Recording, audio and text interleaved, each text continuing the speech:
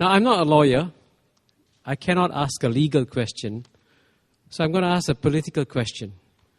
And as we all know, there'll be an election this month for the president.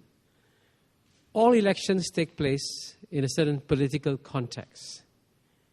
The problem we have in Singapore today is that the political context has changed significantly, and we seem to be operating in a very strange environment where in this presidential election, instead of the people focusing on the merits of the candidate, i.e. who will be the best man for the job, many people on the streets, from what I hear, seem to think this is a referendum on whether or not they approve for what the government has done.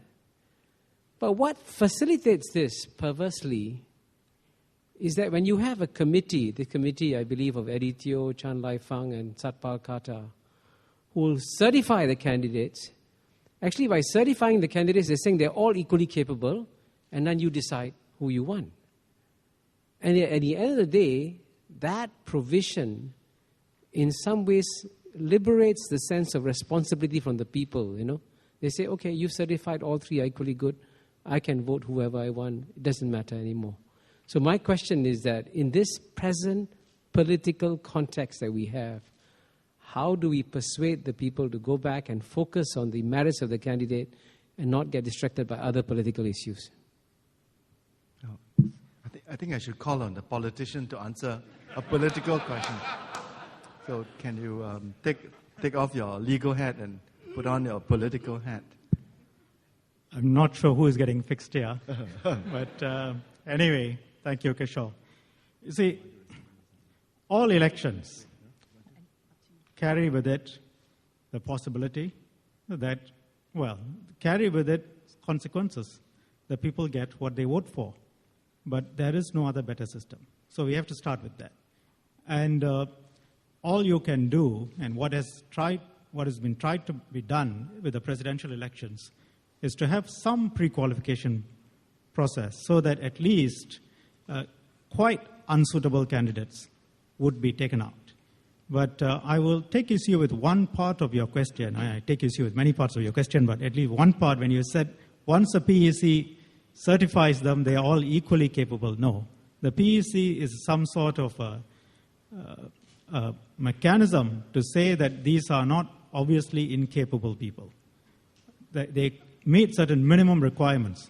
Beyond that, it is up to the electorate to choose the person who persuades them that they are best suited for the position.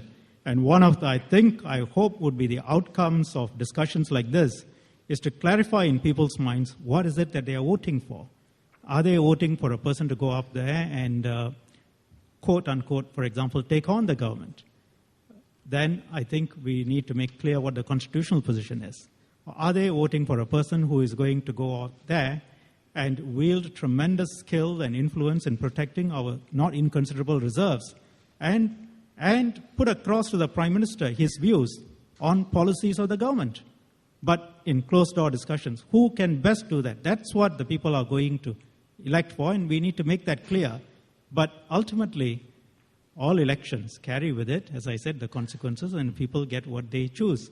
By the way, being a referendum on the government, we've just had a referendum on the government. Yeah. Thank you, Shan. Leanne, comment? Well, I'm not a politician.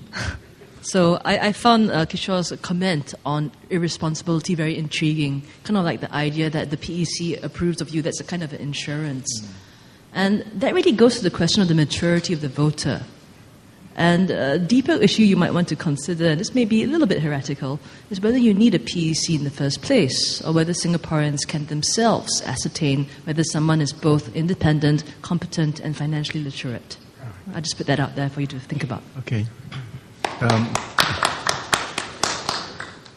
You're suggesting that maybe there's no need to have a committee to issue COE, is it? That's what you're saying? Because the idea is it's paternalistic, and if daddy chooses, then the children don't have to grow up. And at some stage, we all have to grow up. Oh. You want to do a quick response to that? It'll get very philosophical, Prof. It's But okay. really, at the end of the day, the merits of all systems are there to see. One possibility could have been that we just have Parliament elect the President. But the idea was that you wanted the President to be a check on the Parliament in the specific areas. So it doesn't work to have the Parliament choose the President. The other possibility is have the people choose the President. But Mr. Lee Kuan Yew explained why he didn't think that was suitable, because then you will have all manner of people competing, and it is a popularity contest. He wanted to limit the consequences of such a popularity contest at least to people who are not inherently unqualified. That is all that the PEC does. If we don't agree, well, that's a philosophical argument.